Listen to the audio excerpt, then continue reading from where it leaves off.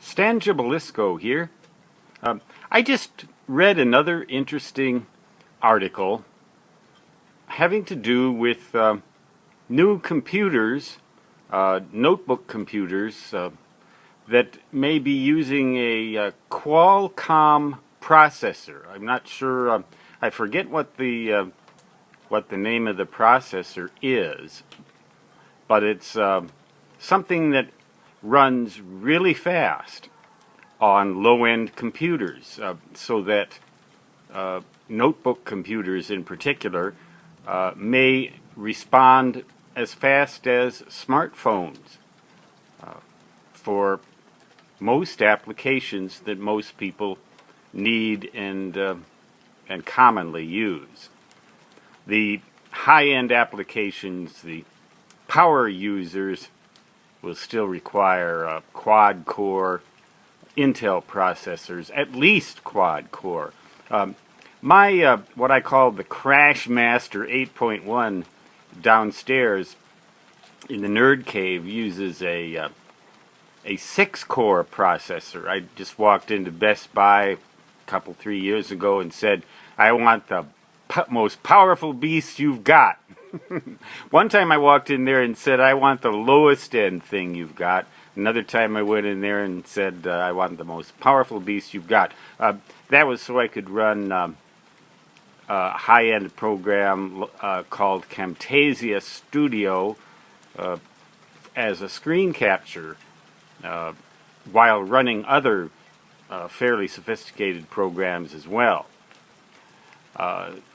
That computer, the Crashmaster 8.1, I used to call it the Crashmaster because it crashed so often. It doesn't. I haven't had that thing crash now in ages, unless I plug in a USB device too fast before the thing is ready.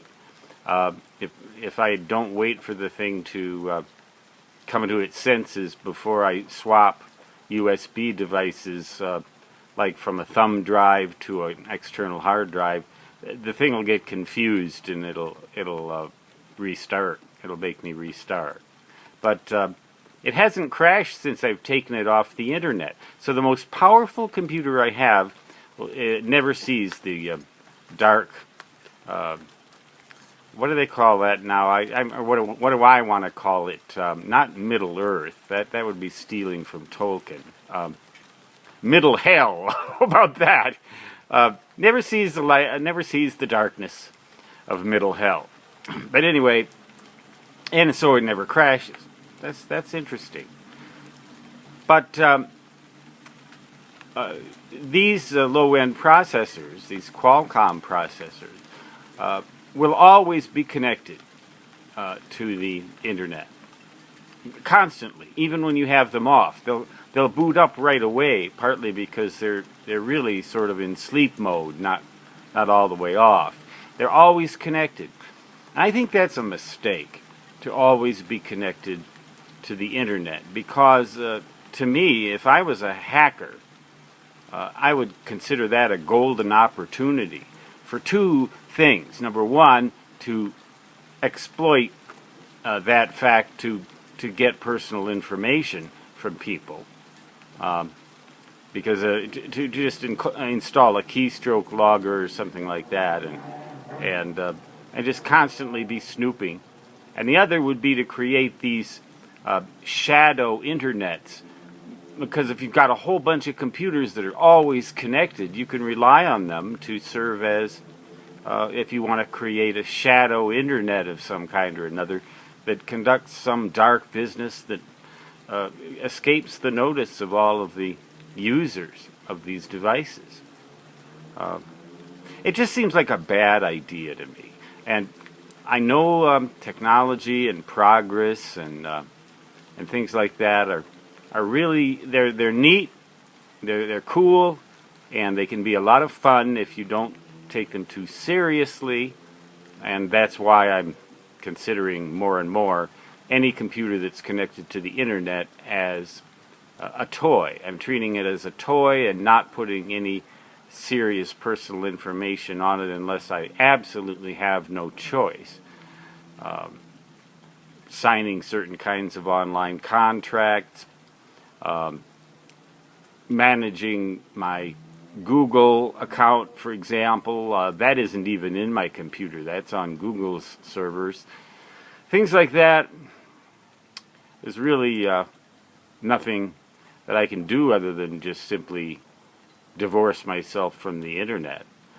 But if I treat the internet as a toy, and if I treat a device like this, a new device like this, that boots up real fast and everything, like a toy, it'd be a little bit more powerful than this iPad on which I'm making this video, but not as powerful as, say, the Crashmaster 8.1. So, somewhere in between. All manner of toys in this economy of ours. Ain't it cool? Even the Russians must think it's cool. I wonder what they're up to these days. I've always thought Russia was kind of a cool place and has such a rich history. And why we can't get along with them, I've just never understood. But maybe someday Russia, the United States, and China will get together and say, let's go to Mars. Let's make it a joint venture. And maybe that'll get rid of some of our infighting amongst each other on this little speck of dust we call planet Earth. Rant over. Stan Gibilisco signing off. Keep playing with your toys. Until next time. So long.